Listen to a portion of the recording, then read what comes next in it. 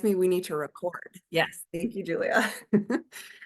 So we're recording it because we know there are a number of people that couldn't be here or want to re-review the material. So you'll have this for later. We'll send it out afterwards. So welcome, but let's get started then. So today or this evening, what we're planning to do is we'll do some brief introductions in the chat.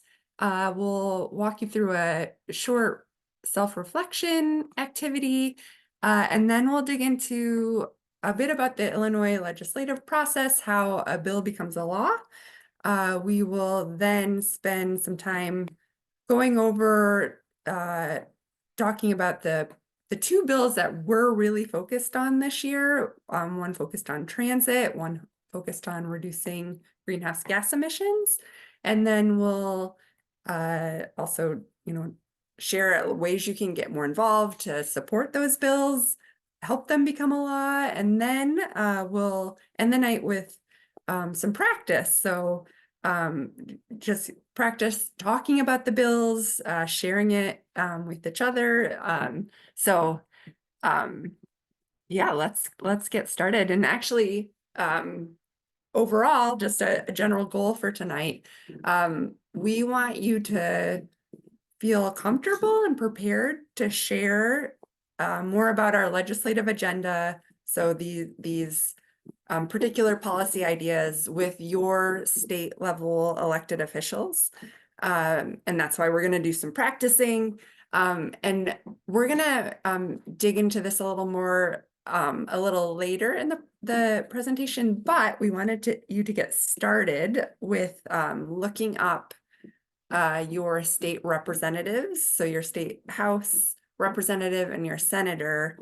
And you can do that kind of while we're like getting started, either opening up a browser or on your phone. But if you can go to activetrans.org/take-action right now, and follow the prompts, and basically you'll enter in your contact information, and that will bring you to a page that shows you who are your federal and state, and in some cases local elected officials.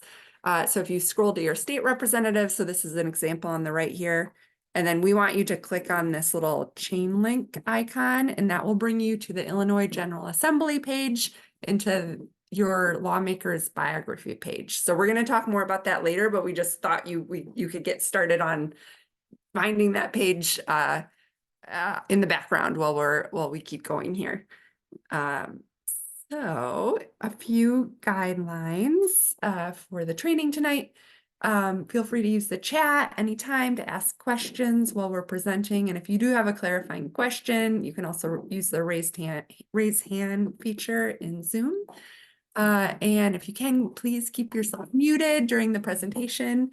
And then as always, respect the discussion, the facilitators, one another, and assume good intentions. And as we mentioned earlier, we'll send out the recording of this webinar, as well as the slides, as well as many resources. So it will all be at your fingertips soon. So don't worry about remembering everything or writing everything down. All right. Yeah. Thanks everyone for being here tonight. I'm Julia Garismenico. I'm the advocacy manager. I think we've all met before, but we just wanted to have everybody introduce themselves, even though you've all gone through at least one training so far. Maybe you all went to different ones, either in person or virtually. So if folks could just drop in the chat, their name, your community. So whether you're in a suburb or in Chicago, and name one city outside of Chicagoland where you had a great transit experience. So I'll go ahead and model it first, and invite you all to introduce yourselves too.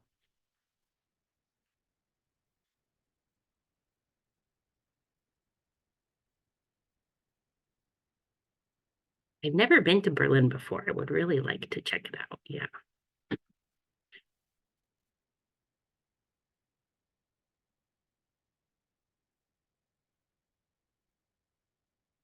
Welcome, Tom. Oh, Connor and Melissa, wonderful. I've also never been to Mexico City. Welcome, Julie.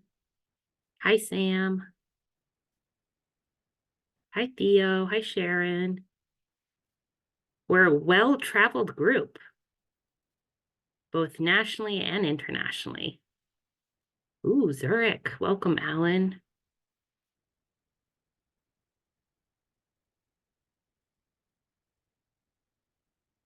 Oh, Bailey, I think you messaged just me, but welcome.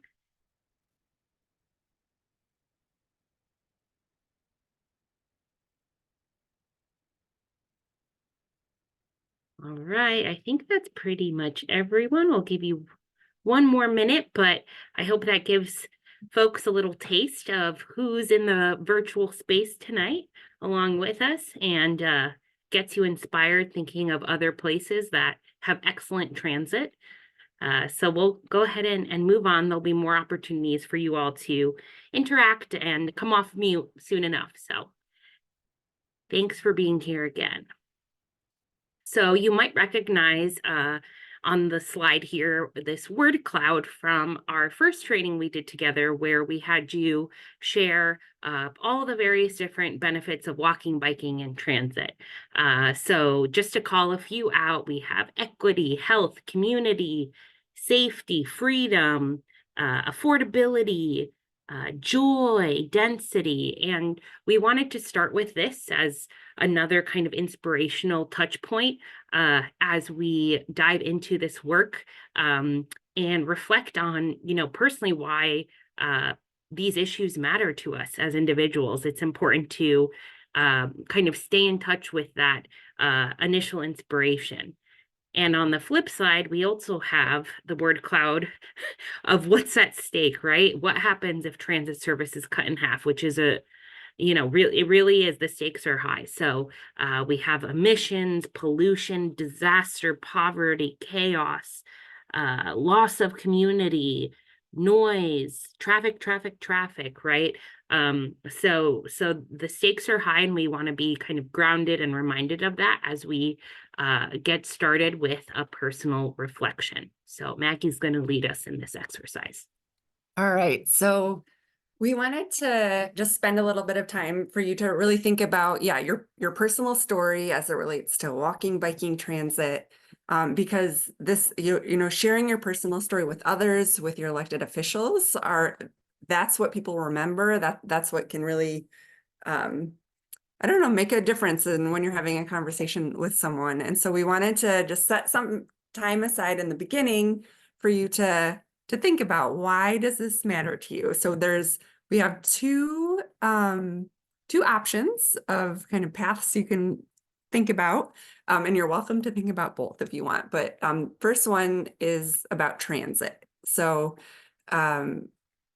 some prompting questions. Why do you personally care about transit? Why do massive service cuts of the CTA, PACE, or Metra concern you? And how would this impact you, your family, your friends, your neighbors, your coworkers, everyone you know?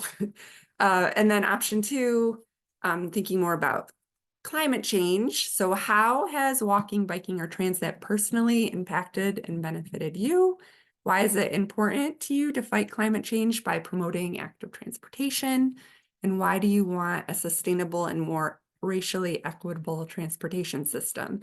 And really, we encourage you to really think about like connecting it to yourself. So why, or it's like, so for example, like maybe the reason you live in the Chicagoland region is because of the transit system. Or maybe, you've incorporated more walking and biking into your life, and it's had a big impact on your health, or on just helping you save money, whatever it is. Like, what is it for you that why are you connected to this issue? And then also, start with yourself, but then you can also think more broadly as well, like societal impacts. And just a movement building tip, like just thinking about transit, for example. So even if you don't personally rely on transit, you rely on someone who does, because we're all connected. So just, thinking about the broader implications and the impacts on why transit is important for all of us. So we'll give you 4 minutes to to jot down your thoughts, and we're going to be using these, like what you're writing down, later on when we're doing the practice and role playing. So so go ahead and we'll bring you back. We'll bring you back in 4 minutes.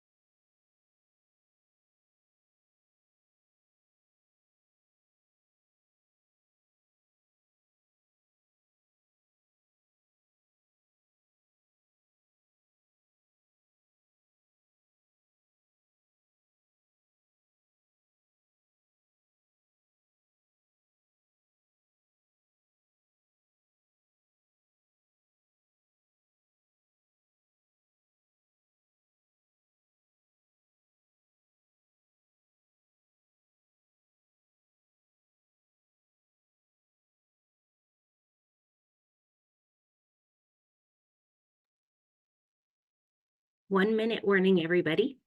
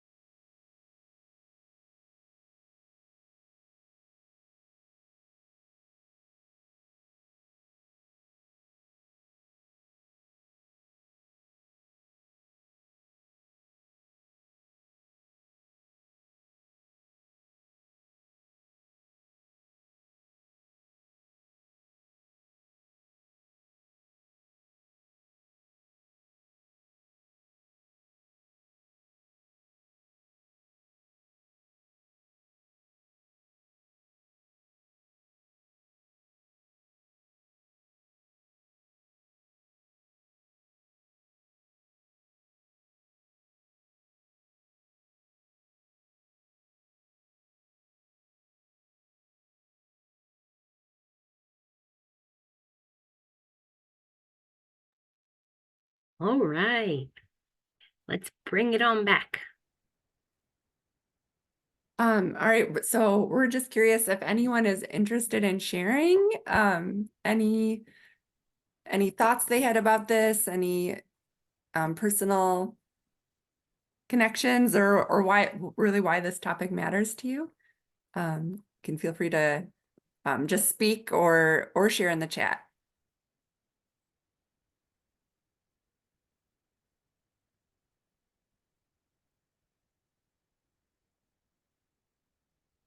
But that's okay too. If we can move on, and you'll get a chance to share more about this later on in the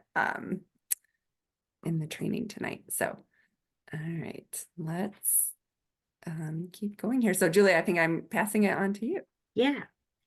So we're going to provide an overview of the state legislative process as, again, our agenda, the folks who kind of hold the power that can make the changes we seek are at the state level. So we'll give you kind of the top level information to hopefully get you all situated in terms of how bills become law in the state of Illinois.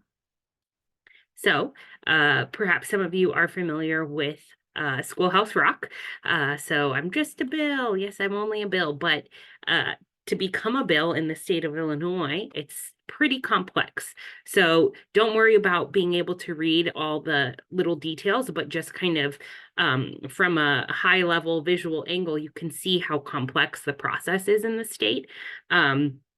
And most bills don't make it, unfortunately. It's not a really accessible process, not terribly democratic either. And so that's why we're here, why we've hired lobbyists to really help navigate this super complex process.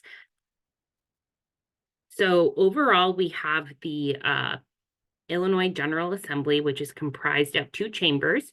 So we have the House with 117 members and the Senate with 59 senators. So there are almost twice as many House members of the House, which means that bills actually take longer to get through the House than the Senate.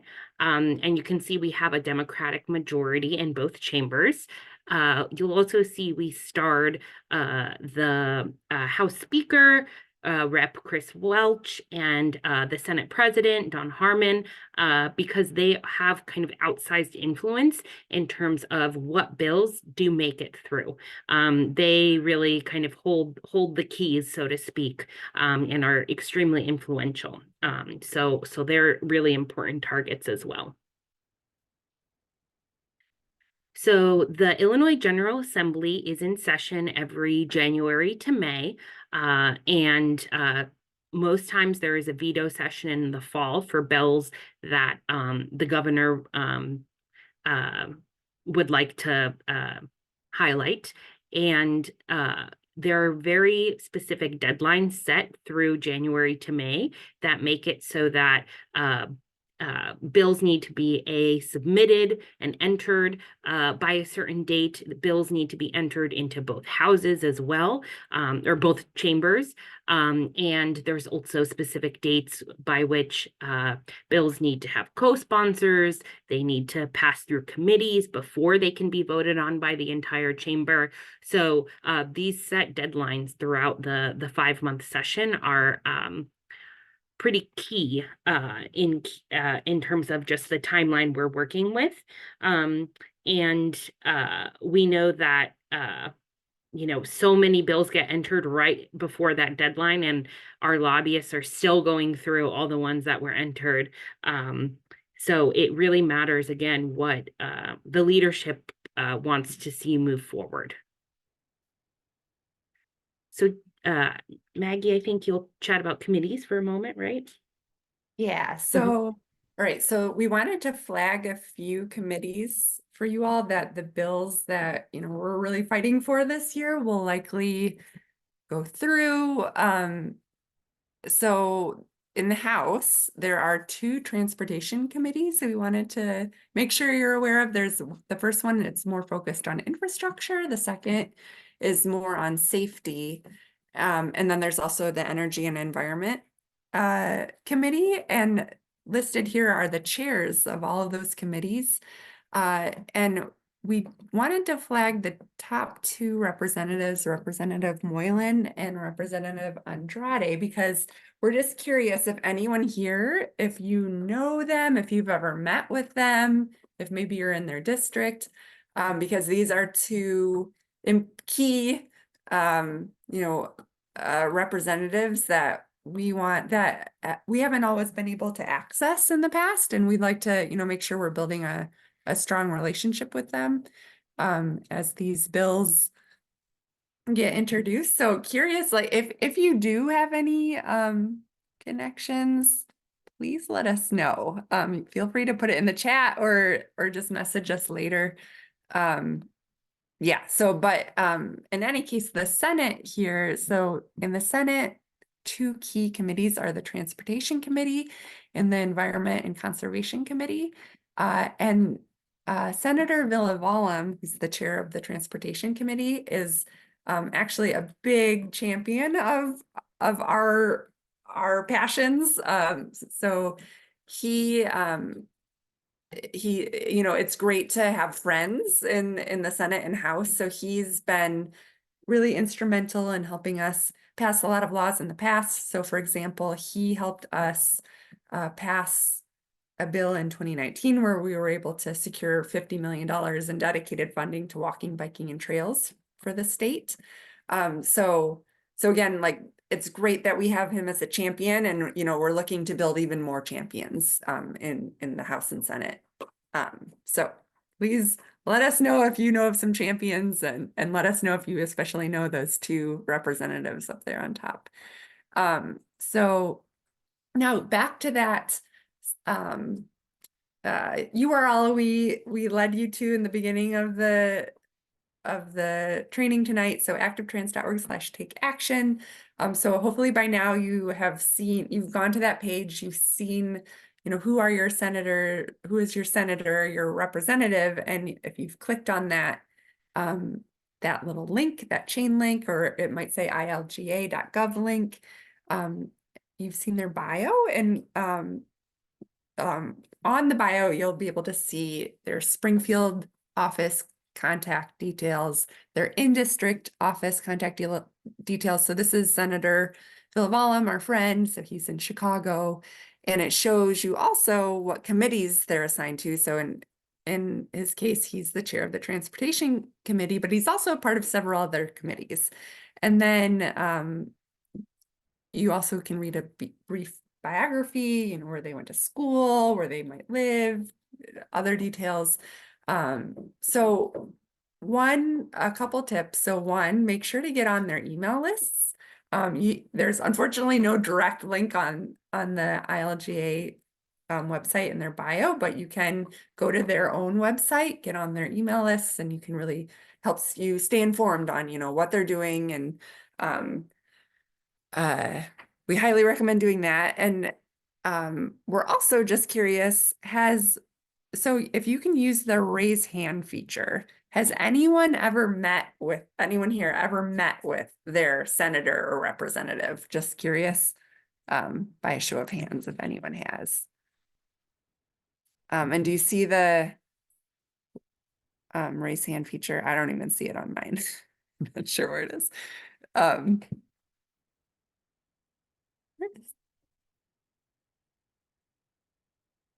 Oh, someone raised their hand. Okay, so it is possible to find that raise hand feature. So great. That's great to hear. Also, Lisa, if you're looking at the bio, anyone have any connection to theirs? Anything in common with their lawmaker? Maybe go to the same school, live in the same area. It's always great if you can find a common connection. It's not, of course, necessary, but if you do find something like that, it's always a great thing to bring up if you do interact with them at all. All right. Let's. Ooh, I just want to flag, there's a question and a comment. So we have a question is, I have previously emailed my senators and the Gmails bounce back or say no address known. Is there a master list of good emails? Ooh. So it does vary. Each there's no consistent email that we know that they check for sure. They all have a standardized email that's like I think it's what illinois.gov or at illinois.gov or something to that extent. But we know that some electeds never check that email at all and prefer to use a different one. So it really varies elected by elected. So unfortunately, there isn't a good master list. But our action alert system is kind of programmed on the back end to send it to like all known emails. They like scour the internet, but for some reason they don't let us get that full report of emails. So when we use our action alert system, you put in your address, and oftentimes it's either sent to a specific target that we can kind of customize, or it's typically to your representative. And so when it's to your representative, though that's the one that they kind of send to all known possible emails. So yeah, unfortunately though, they do not let us access that full report. And then I just wanted to highlight that Theo went to the same high school as their state rep, and Alan is in a crochet group with their rep. So that's awesome. I love all these Nice. connections. Yeah. That's great. All right. Okay, so just a couple more slides on this. So this is really just a very basic overview, but we wanted to highlight a few things on how a bill becomes a law. So one, we've mentioned before that a bill is introduced by a co-sponsor of the bill, so a senator or representative, and then more senators and representatives can become co-sponsors. And really the more co-sponsors a bill has, the better. It shows that it has a lot of strength. It means that when someone becomes a co-sponsor, it means that they are voting yes for that bill. They are a champion. And so that's often what we end up asking when we're meeting with elected officials, like, will you co-sponsor this bill? And show your commitment and your leadership here. Another thing that happens through the process is often bills change quite a bit from how they start to what they end up looking like at the end. So there's a lot of amendments, so there's a lot of debate and negotiation. And we have a team of lobbyists that they're wonderful, and they're there in Springfield. They're there. They have a lot of connections with all of these senators and representatives, and know a lot about strategy, but they are there to help ensure that our bills, the heart of the matter, like, stays intact, and that that our bills aren't slipping through the cracks, so that they're as successful as possible. So on the next page here, this image here, this shows, if you go on the Illinois General Assembly webpage, you can track what's happening in the Senate or the House, and it'll show you like, oh, this bill has been assigned to the Transportation Committee, and a co-sponsor was added, and an amendment was made, and then another co-sponsor was added. So you can kind of track to see what's happening. But so all of these details, you don't really need to get into these weeds at all. We wanted to just share, like, if you were curious.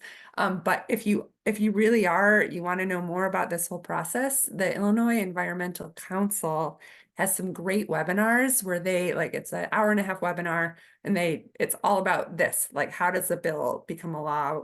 What are all the intricacies and strategies as well? So we'll make sure to send out that webinar link to all of you if you're curious to learn more.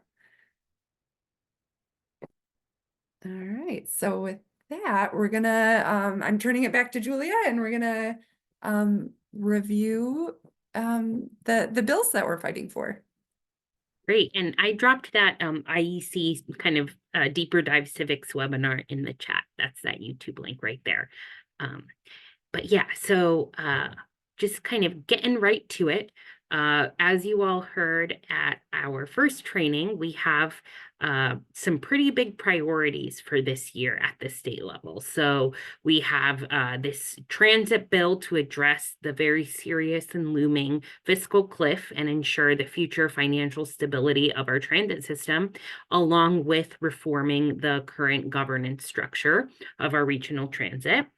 And then we have the greenhouse gas bill, which is aimed at creating state and regional goals to decrease emissions through shifting transportation funding towards projects that encourage people to get around with modes that don't emit greenhouse gases, right? So there would be specific targets set, et cetera, to make sure that as well as like modeling for specific projects. So that's just a broad overview, but these two kind of areas of policy change we seek happen to be controversial. So we know it's going to be a tough fight, and it might actually even extend into the following year. So we just want to flag that, you know, we know it's not going to be easy, but we're really just trying to hammer home kind of the broader messaging. So it will likely be a multi-year process, but right now, while the specific policy solutions are still being developed, we still need to make elected officials aware that, hey, do you know there's this impending financial cliff for our transit system? Do you know that there's this way to kind of help curb roadway expansion and build more bus lanes and bike lanes, for example, right? And just as an example, the other day I was at a safety summit put on by the RTA, the Regional Transportation Authority, and I was sitting next to a staffer for Senator Selena Villanueva, who is on the Transportation Committee, and he did not know about the fiscal cliff, right? So it's just even that kind of very basic education and awareness, like, hey, this is going on, and we might not have the very specific bill and policy solutions identified yet. This still is going to be a priority, and just to put it on their radar. So we're also in facing a looming election in a couple of weeks, right? On March 19th. I hope everybody's registered to vote. But after that point, we know that a lot of decisions around bills will kind of be updated. And so even though there was already a deadline that passed for bills to be filed, there are these types of strategies that are used, for example, a shell bill, also known as a vehicle bill, where people, electeds will file a kind of empty placeholder bill to meet that initial deadline, and then it can be edited and refined later. So in this case, that is what one technique or strategy being used to just kind of get past that election and see where the chips fall in terms of who's still going to be in office, who's not. And then also another strategy we'll be using is an omnibus bill. So kind of packaging together several different bills or policy changes under one platform to kind of help connect this broad agenda. And that doesn't mean that then the specific policies won't also be entered as their own bills too. So it's like trying to achieve this goal by any means necessary kind of thing. So we are working in coalition with a group that I'll get into a little bit more in a moment, but the omnibus bill that we're working to pass, we have branded the Clean and Equitable Transportation Act. So that will include all the transit legislation we seek, all of the greenhouse gas bill legislation we seek, as well as vehicle electrification, which we're not going to get into tonight because it's a bit less controversial, to be honest. And so the broad goals of this omnibus bill or the CETA bill will be to just increase mobility options in general and reduce emissions, build a more racially equitable transportation system, and create job opportunities to connect people to jobs who don't have cars. And so the coalition that we're working with to pass this omnibus bill, and is called the Illinois Clean Jobs Coalition. And they are really well regarded and super influential. If you've heard of CEJA or the Clean Energy Jobs Act that passed a couple of years ago, this was the group behind that. And it's a really diverse coalition of smaller community-based organizations, faith-based groups. Our lobbyists are kind of highlighted there. Necritz, Amdor, Anderson Consulting Group.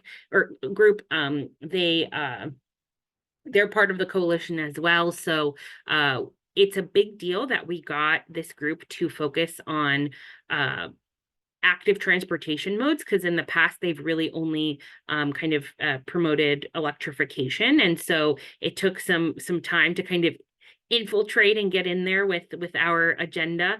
But we're really excited to be a part of this group that already in the past has won really big legislation.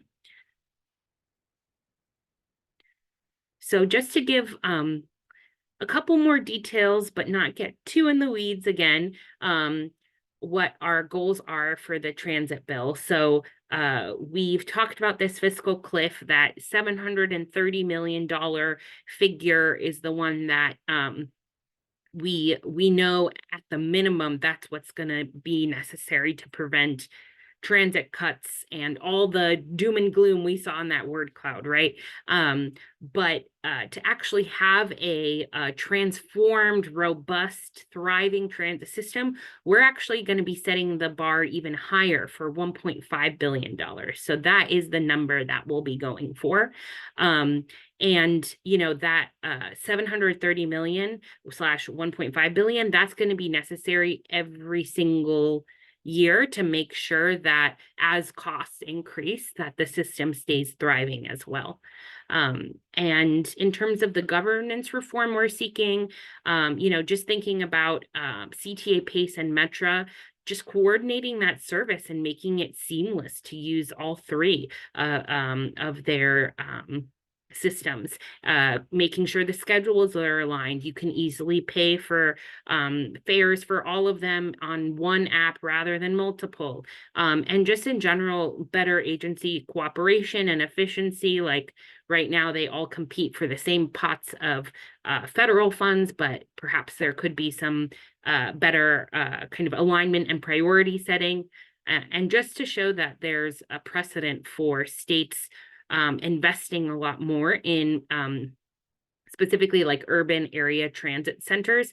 I know this chart might be difficult to see, but it shows how much funding the states these cities are in support transit. So for example, Philadelphia is the first one. I think Boston's the second, then New York City, Washington, D.C., Los Angeles, and then Chicago. So we're really trailing behind in terms of state funding and support for our regional transit system. And there is a precedent for states, even like Pennsylvania, funding at a higher level the urban transit system. So if you are curious to get way deep in the weeds on this, not necessary, but we wanted to flag that a report was written kind of exploring all of the various different funding options for that 1.5 billion. We seek all the different types of governance reform options there are.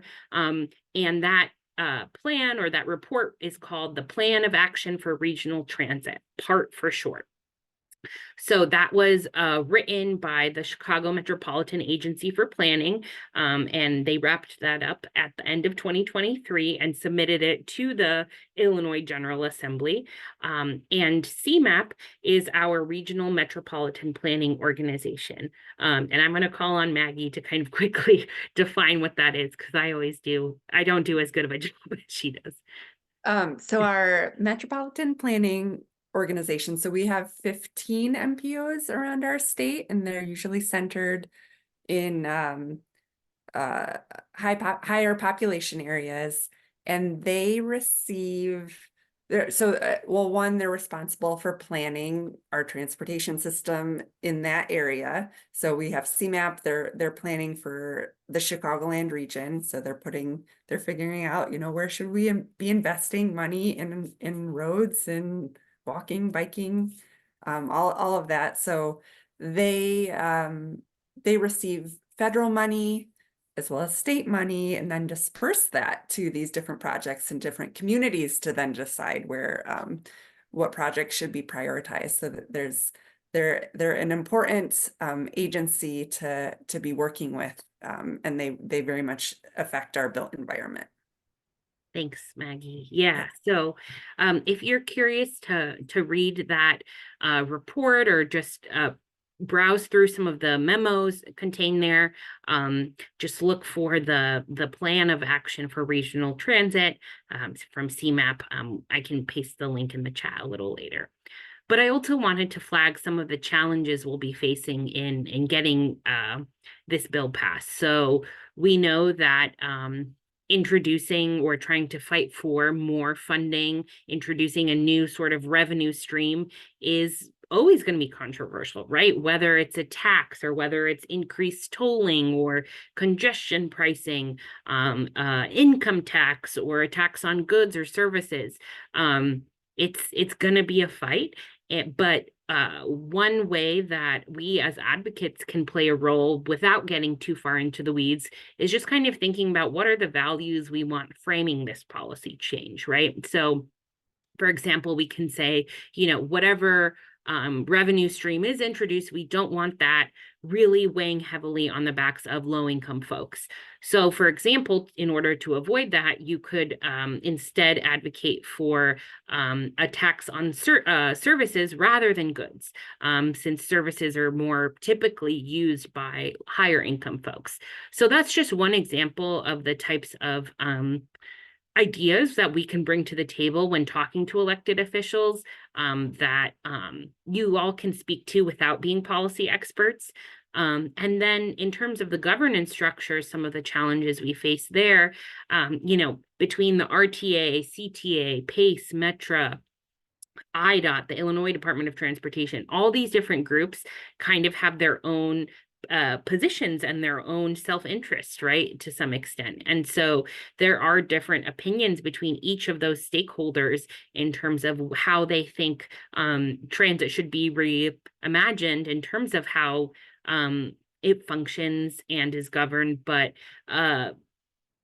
some, like, for example, the RTA is not going to be advocating for governance structure reform, but they are going to be advocating for increased revenue, right, to avoid that fiscal cliff. So that's just one example of the types of tensions we're looking at there. And then there's also geographic tensions too. So there's the classic like upstate versus downstate tension, right?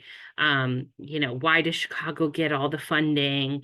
There's also even geographic tensions between Chicagoland regions, right, and different counties here. So, for example, on the RTA board, even though the most populous county in our region is Cook County, the other counties have the same number of board members as we do, since and because it's not based in population density. So they kind of have outweighed representation on the board. So those are just some of the tensions that we wanted to flag to kind of help you be aware. We don't expect you to kind of be experts on any of this. This is all just for kind of general awareness. So we wanted to pause there and just open the floor for questions on anything we've discussed so far. Feel free to just come off mute. Or if you're more comfortable, you can drop it in the chat too.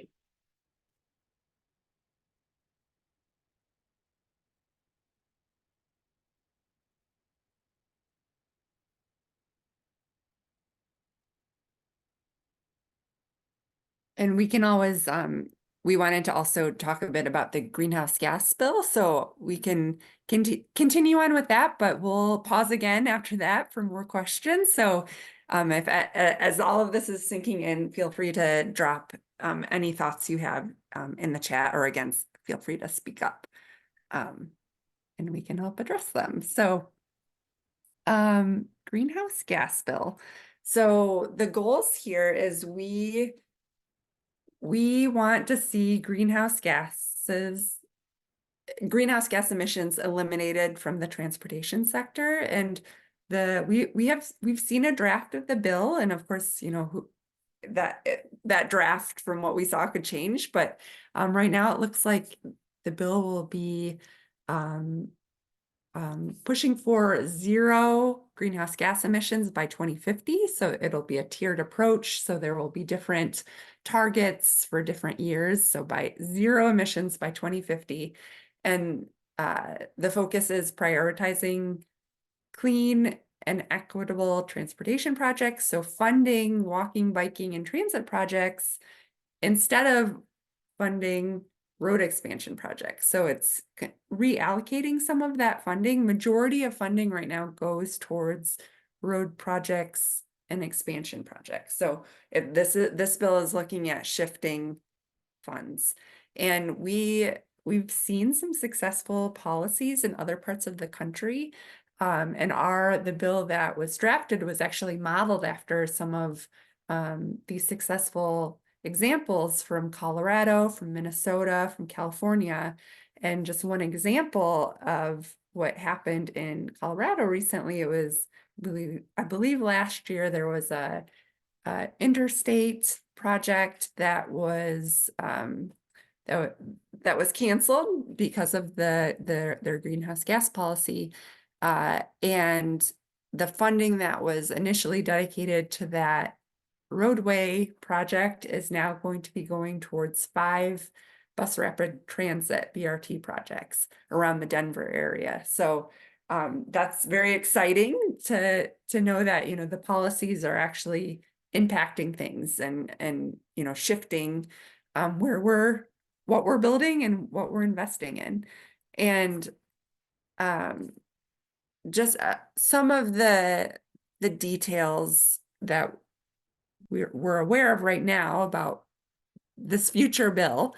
So likely it'll be requiring the Illinois EPA to establish greenhouse gas emission targets within the transportation sector by January 1st, 2026. And it will require reporting and greenhouse gas analyses of roadway projects in particular. And so as we mentioned before, we've got 15 MPOs around the state that have money that, a lot of them receive either federal money or state money that goes towards transportation projects.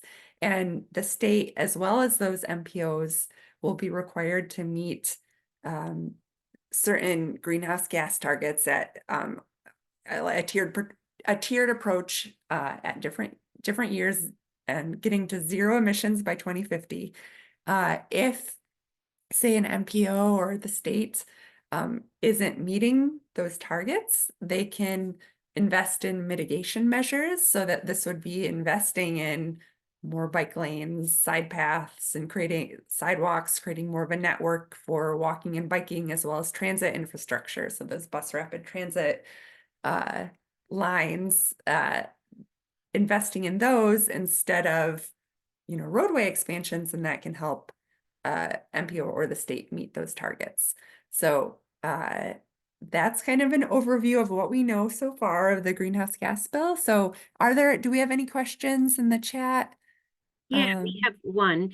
Okay. Josh asks, does any Illinois policy follow California, or would we want to avoid mentioning California? Oh, yeah, that's a good thought. I think in this case, from what I understand, our bill is being modeled more closely with Minnesota and Colorado. I don't know the details of what California's policy look like. But perhaps I think it depends on your representative. Like if you feel like that wouldn't resonate well with your elected official, you don't need to mention it, but like Minnesota might be a good local example that you could reference to say, you know what, it's working in Minnesota. Like let's do our part. Let's be leaders in the country, like maybe something like that. So, but yeah, good question about you kind of have to just think through what do you think would or wouldn't resonate with your elected official. All right. Any other questions, either about transit or greenhouse gas emissions?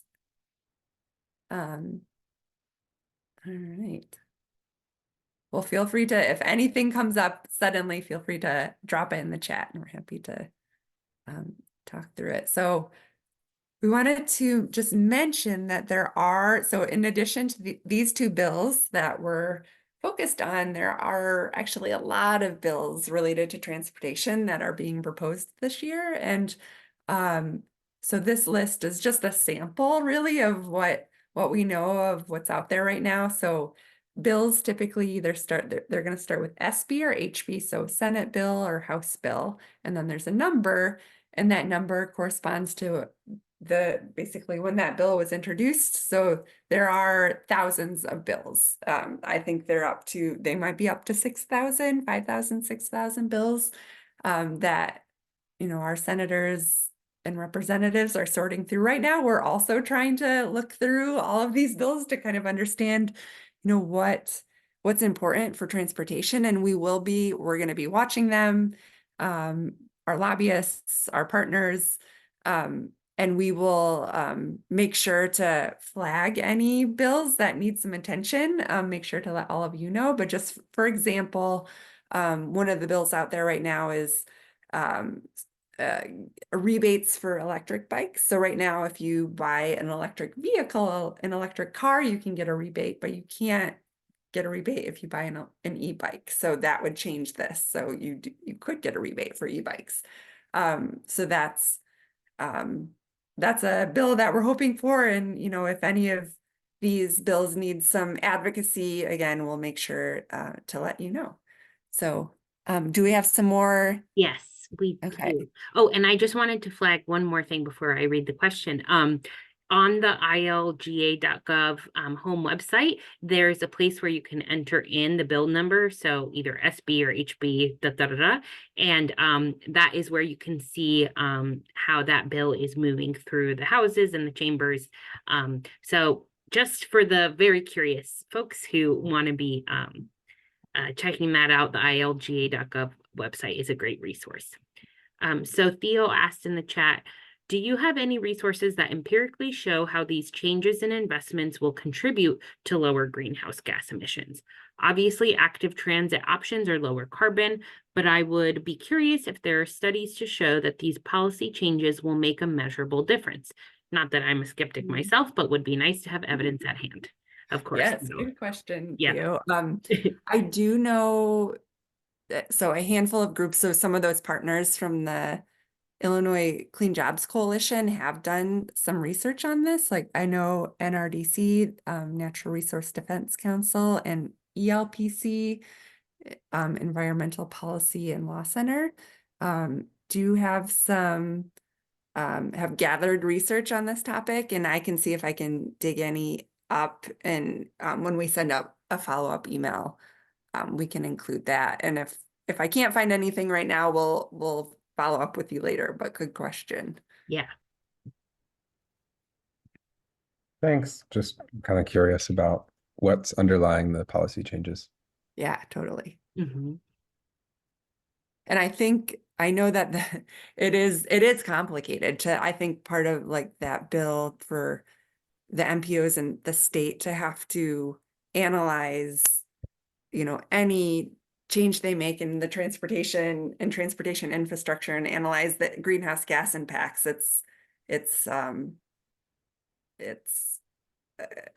I think they're like, how do we do that? So I think a lot of these partners are trying to provide those resources to the MPOs and the state as well. But it looks like Josh has a good resource related to this that he added to the chat. So thanks, Josh. All right. Oh, I'll also add, oh no, I'm not muted. This is also something that is trying to be fought for at the federal level too, in terms of federal transportation dollars. So I think it might be Representative Johnson from Georgia who's introduced this at the federal level. I could be wrong, but I'll try to dig up some information about that as well in case people are curious. I think there's some other research that's been done at the federal level too. And then Alan asks, have there been any initial indicators of success with the Minnesota and Colorado laws? Maggie, did Yeah. you share the Colorado example? Yeah, so the Colorado example is where interstate project was stopped, and now in that region they're using that money for bus rapid transit lanes, so 5 lanes. So we know of this example, and I believe there are some other examples. That's a big success, a big win, I would say, for Absolutely. Colorado. I believe Minnesota's law might be pretty new. So I don't know. I haven't heard of some like specific examples, but again, we can check in with some of our colleagues about that. And we'll make sure to share, because that I think sharing those success stories is could be a good strategy. So it's a good question to ask. Yeah, we'll compile some more research and examples since we know you guys are hungry for it. So And just also wanted to flag that we have an exciting event planned for Tuesday, March 26th in the evening from 6 to 7. Our lobbyist, John Amdor, is going to join us for just a casual chat about what it's like to be a lobbyist in Springfield, kind of the behind the scenes story, and discuss these priority bills, answer any questions you might have. So yeah, we encourage you to join us for that chat, and we'll send out a registration link for that soon as well. All right. any other questions?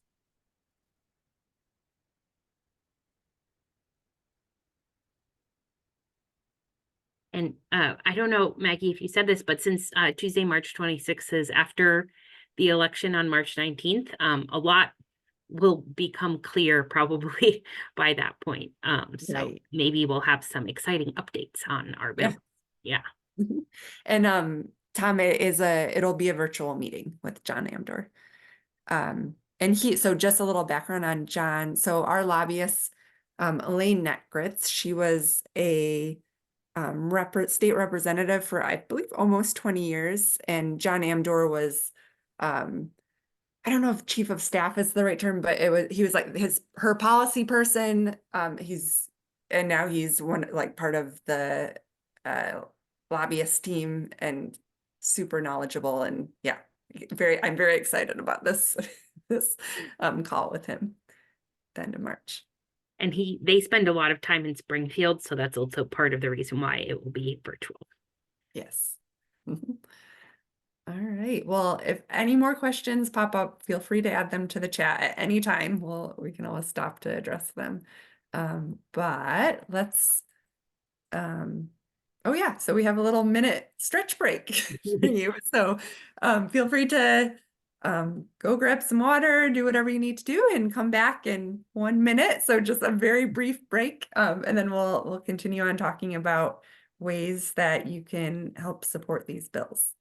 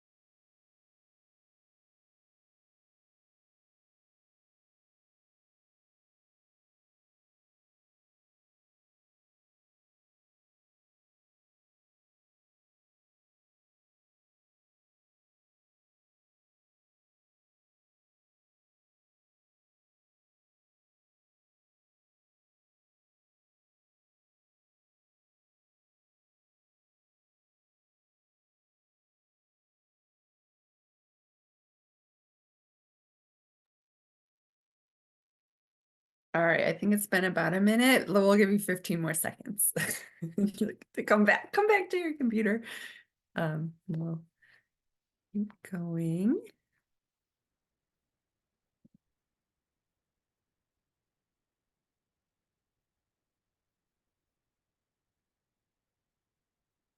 All right.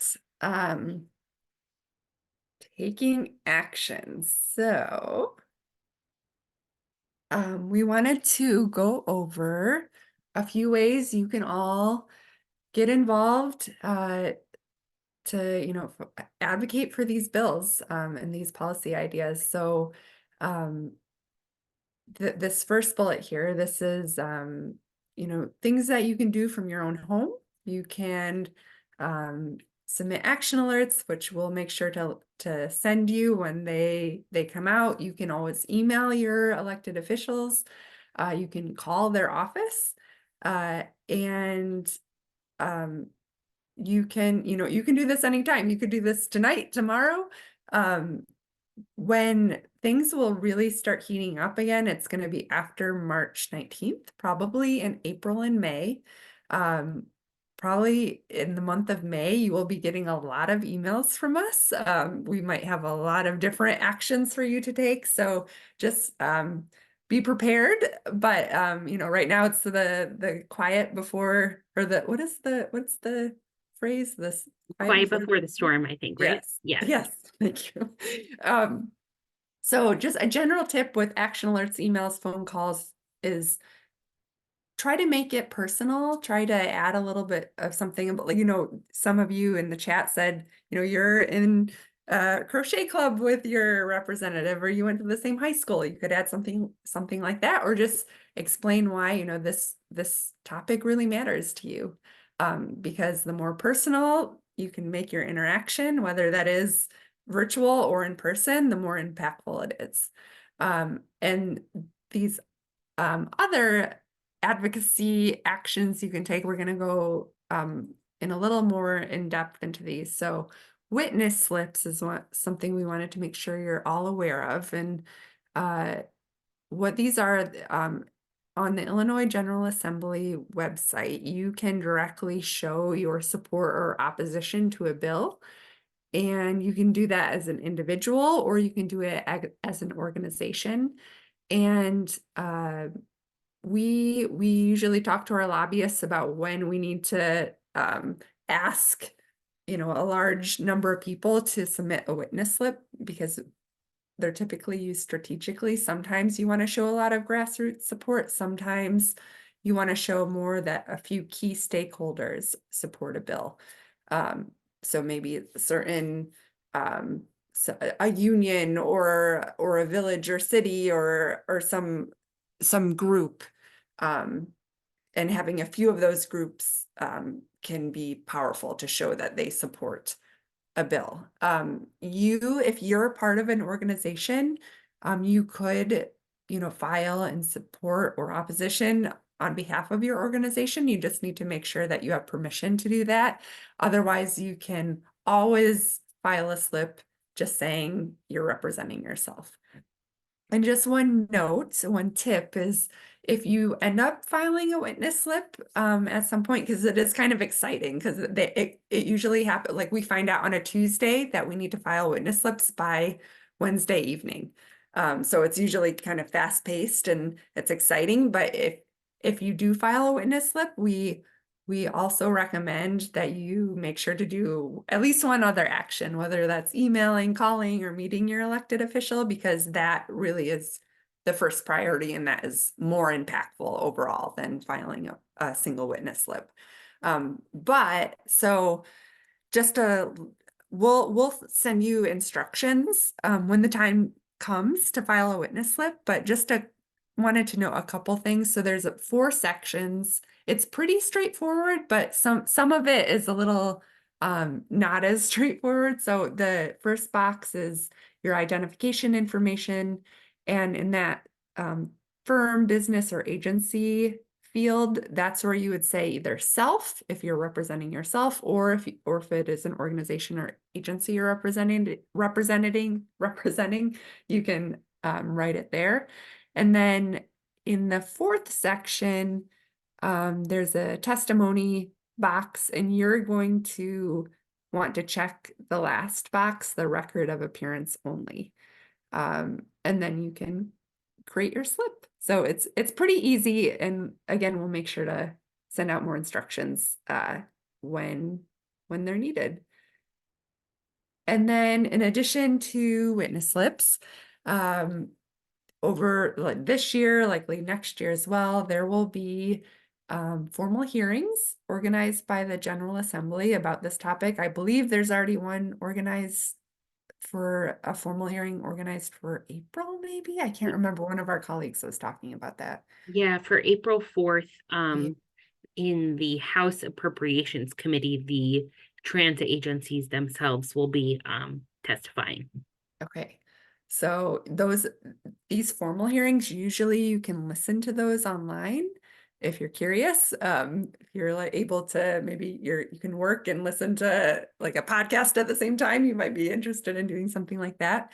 But there, in addition to these formal hearings, there are also town hall conversations that are organized either by different organizations or by legislature. So you can sign up for your legislators' newsletters to see if they are organizing anything like that related to transportation. And if you don't see one, you can always reach out and suggest one. And actually, there is one coming up that we wanted to invite you to, so I'll let Julia share more about that. Oops. Oops, I'm muted. There we go. So actually it's coming up this very Saturday, day after tomorrow. And we have been organizing this as part of the Transportation Equity Network, which is another coalition we're a part of. And so we invite you all to join us. It'll be this Saturday from 1 p.m. to 3 p.m. at Mount Carmel Baptist Church in Bronzeville, very close to the State Street bus and a bit of a walk from the Green Line. And we welcome you all to join us. Everyone, while it's free, everyone who registers will be entered to win a free 30-day Ventra Pass. So that's pretty cool. And we have some elected officials who are confirmed to be there. So we have Senator Robert Peters, State Rep Cam Buckner, representative from Congressman Jonathan Jackson's office, and the CEO of the Roseland Chamber of Commerce, as well as a youth activist from Coalition for a Better Chinese American Community. And then the CEO of Center for Neighborhood Technology, Nina Imdemudia, will be the MC of the event. So a good lineup, and we're inviting any and all transit riders and workers to provide testimony just on your transit experience. We'll also open the doors at 12:30 so that you can be interviewed on video if you're comfortable, and just share a little bit about like why transit is important to you, how can it be improved. So I will drop the link in the chat, and there's plenty of more details on the registration page, but we hope to see you there. And then we have another opportunity to get out in person. So along with the Illinois Clean Jobs Coalition and the Illinois Environmental Council, we are organizing a in-person lobby day on May 9th. So there'll be some virtual options as well, but there'll be buses that are picking people up from various points in the city and the surrounding region, and we'll bus you down to Springfield for the day and then home. There'll be a couple trainings in the week or so leading up to it, so you feel prepared with what to say, what to do. And the sign-up link is here. I will drop it in the chat. So make sure you sign up for the May 9th date if you are available and interested, because there's a couple of different lobby days being organized by the group. And this one will specifically focus on transportation. So again, it's a big deal. We got this huge coalition of folks like to prioritize this as an issue. And when you sign up, you can mark that you are going to be representing the Active Transportation Alliance. So we hope you can join for that. It's a really exciting way to feel like, you know, you're making your voice heard and really make an impact. So yeah. And then like we mentioned at the very start of the training, we are really, really hoping and trying to prioritize supporting you all in having in-person meetings when the state electeds are back what's known as in district. So that means not in Springfield, not in active kind of session, but there are dates when they're doing the active lawmaking, and then there are dates when they're kind of back home. And so the Illinois General Assembly calendar shows what dates they're in session, what dates they're back home. So we just highlighted these dates here on the screen, March 26th through April 5th and April 20th through April 29th, that we know they'll be in district. And we can start supporting you in requesting in district meetings with them. So we'll get into in a minute exactly how we'll support you in that. And do some role playing, but just some things we wanted to flag in the attempt to schedule. So we want to flag that you're calling the district office, not the Springfield office. And you want to be asking for the scheduler for their contact information or to speak to them to coordinate a meeting time. You will likely have to be persistent. You'll have to both email and call, most likely, and just expect a little bit of chaos. The scheduling is all very touch and go when it comes to elected officials. They're just being pulled in a million different directions. So it's important to be persistent and have patience too. They typically all have pretty small in-district staffs. So just, you know, be persistent, but be patient.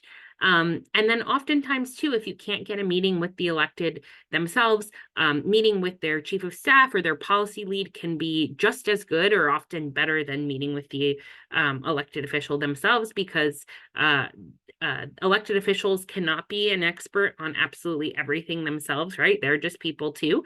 And so they really lean on and defer to their policy staff for areas maybe they just are not prioritizing personally or something like that, right? Like they'll really lean on their staff to help inform them on what to prioritize, what decisions to make, etc. And just be aware that meetings might be as short as 10 to 15 minutes. So just to lay out some expectations there. And so in terms of how we want to support you in this process, we're going to share a spreadsheet that is going to have all the district information in terms of your senators and representatives, as well as the directory of all the street team advocates and everyone's districts as well. So you can kind of go back and forth and see, okay, I want to sign up and I just want to meet with my senator. I want to meet with my senator and my rep, but no one else has signed up to meet with this person. Maybe I'll look at the directory of other street team advocates and reach out to them and just ask, like, hey, do you want to come along to this meeting? And so you'll basically sign up, mark your interest in this spreadsheet. Then we will organize a call. Active Trans staff will organize a preparatory call where we'll figure out, okay, who's going to take the lead on actually scheduling and organizing the meeting.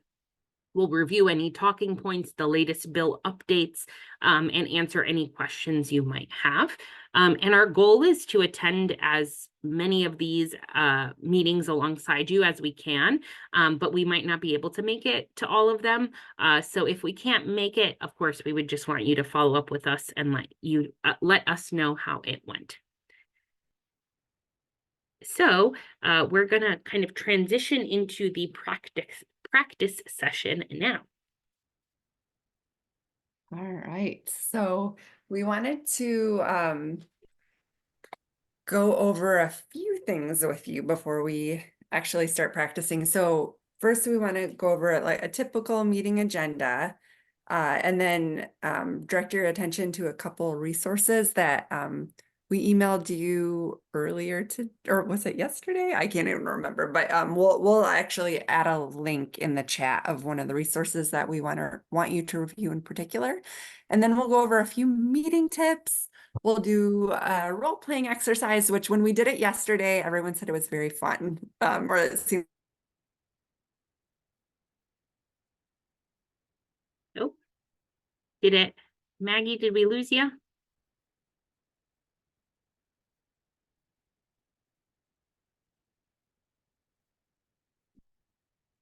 Is it just on my end? Can anybody back me up? Did we lose Maggie?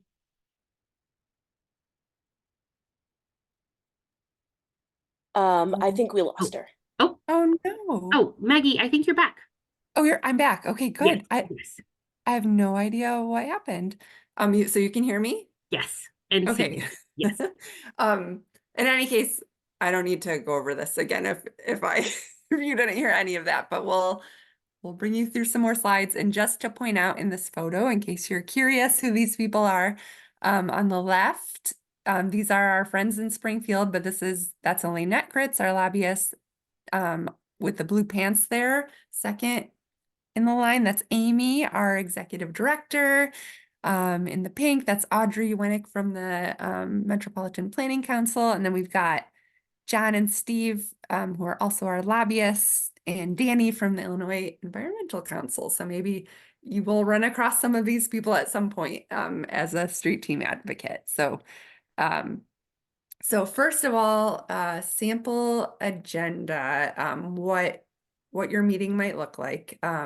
You'll start off with, welcoming everyone, why explaining why you're there. Usually you're in there with a group of people. It's not just you by yourself.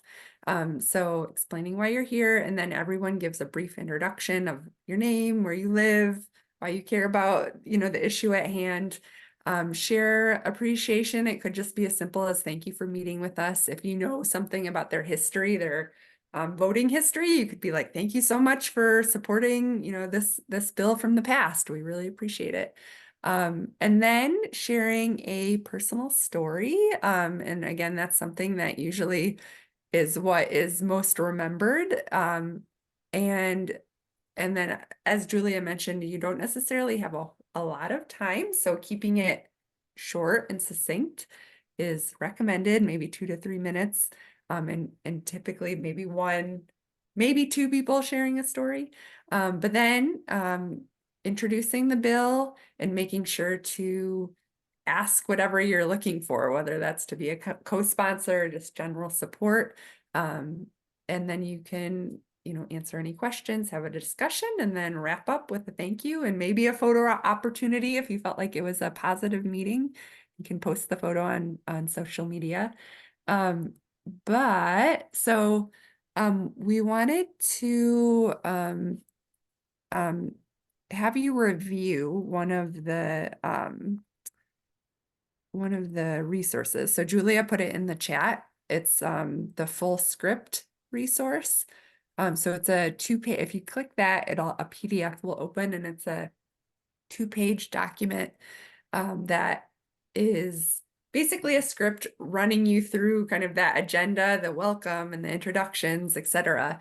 And for both the transit bill and the greenhouse gas bill. So we wanted to give you some time to read that, and then also just kind of flag another resource for you that you can use later. So it's the second link Julia posted. It's the meeting template. And this is where, so there's more information. There's that agenda, some meeting tips, and then the script and kind of space for you to make it your own. And then there's also a handful of bill talking points. So things that you could grab that you feel like, oh, you know what, my senator really cares about the economy. I'm going to grab some of those bullets and share those with him or her. So just wanted to make sure that resources available to you, and we'll likely be updating these resources as we learn more about the bills. But we'll just give you maybe 3 minutes right now to read through that full script. And again, this is what you'll be using during the role playing, where we're going to talk more about that in a moment, but you'll either be a constituent or a lawmaker, and kind of, going through that agenda. With And let them. us know if you're having trouble with the documents. Or just if any questions come up as you're perusing.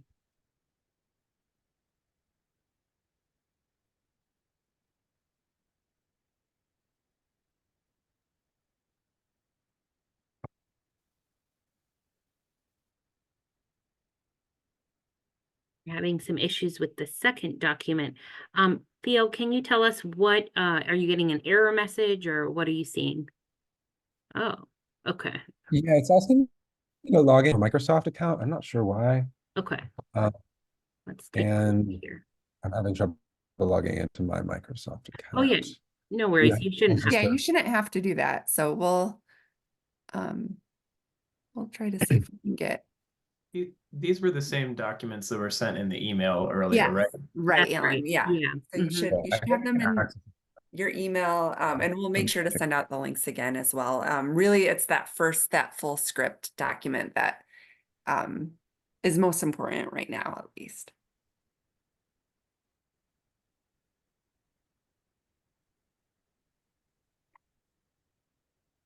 We'll give you another minute.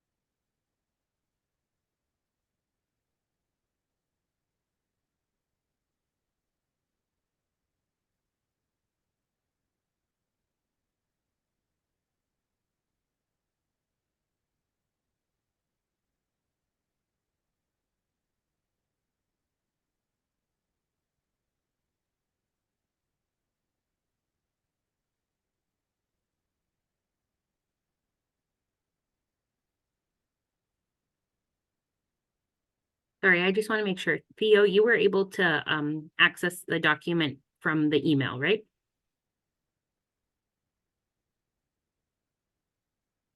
Yes. Okay, great.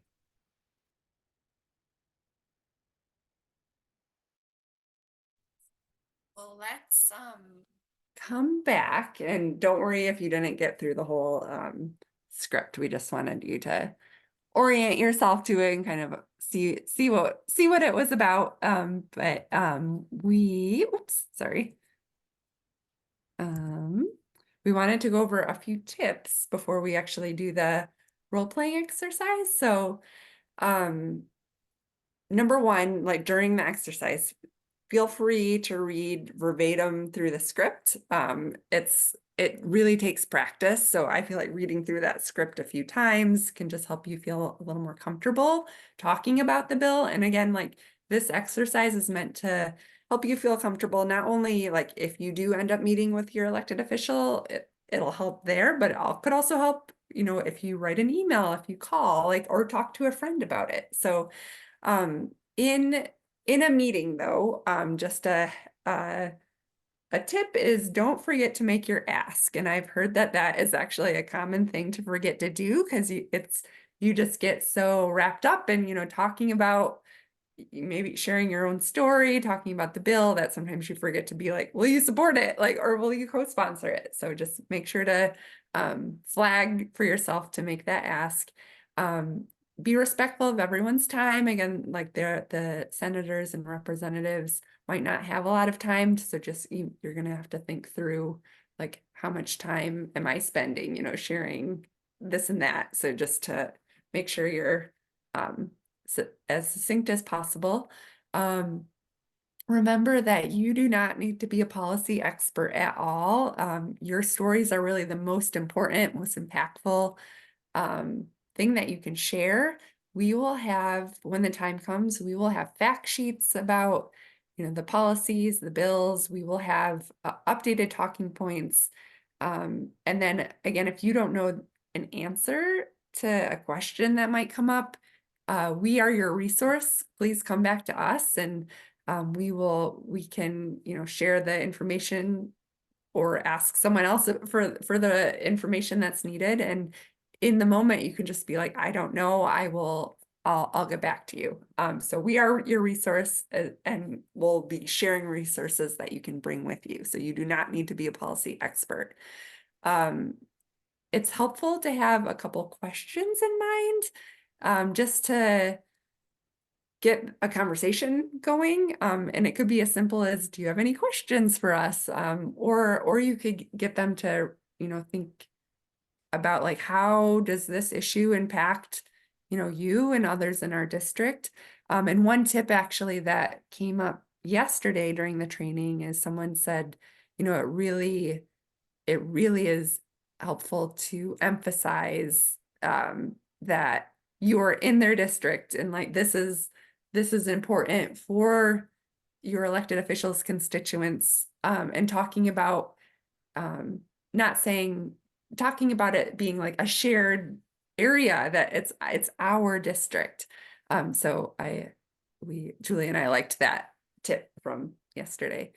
And then the last tip here is, if you get confused, flustered for whatever reason by their response, you could repeat their last line, get them to re-explain. You can say, I'm not sure I understand. Could you explain this again? Or again, you can, simply say, I'm not sure, but I can get back to you on that. So, and if anyone has any other tips, because we know like a handful of you have likely met with an elected official in the past, and if you have any tips to share with the group, we'd definitely love to hear and get your insights. So feel free to share those in the chat or speak up. But with that, I think we can get into the role playing. Yeah, so I've set up some breakout rooms that we'll send you guys to in just a moment. But you'll be in pairs, except for I believe Connor and was it Teresa? You guys are both dialing in from one place. Sorry if I misremembered your name. So that'll be a group of 3, but everyone else will be in pairs. And so just briefly choose one person to be a constituent and one person to be a lawmaker, and then you'll have the opportunity to switch, because we'll do 2 rounds. The first round will ask you all to focus on the transit bill, and then the second round will focus on the greenhouse gas bill. So we're at 7:30 now. Should we still do like 10 minutes for each round, or maybe more like 7 or 8? Maybe 7 or 8 minutes per round. 7 or 8 minutes per round. Yeah. Oh, okay. We just got a message. Connor actually does not have a microphone. No worries at all. We can make a group of 3. So all good. We will send you, Connor, to a room if you just want to be listening in, and you can chat as well, just in the chat. So we'll do, let's say, 8 minutes for each round. We'll give you a 1-minute warning, and then we'll ask you to switch. So you'll switch from transit to greenhouse gas. You'll switch roles. And then at the end, we'll give you just a couple brief minutes to give each other feedback, and then bring everybody together. We'll talk about how it went. One thing to flag, we want to make sure that whoever is being the lawmaker, you decide ahead of time, like, are you going to be a proponent, undecided, or opponent? And just prepare one question to ask. And yes, let's see. So we I just want to pause before we break you all out. Does anyone have any questions before we get started?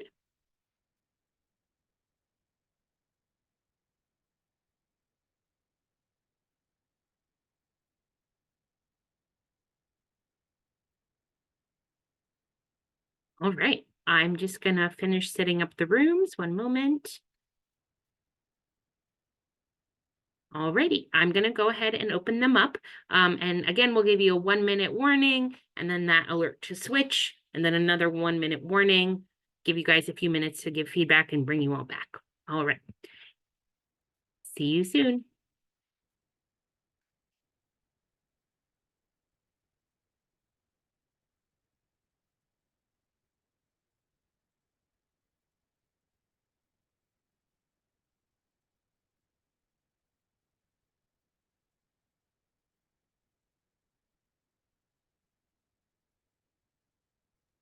Okay. Oh, you know what? It's still recording. Oh. I think there's a pause button. I've never tried pausing it. Maybe I'll do that. Yeah, try.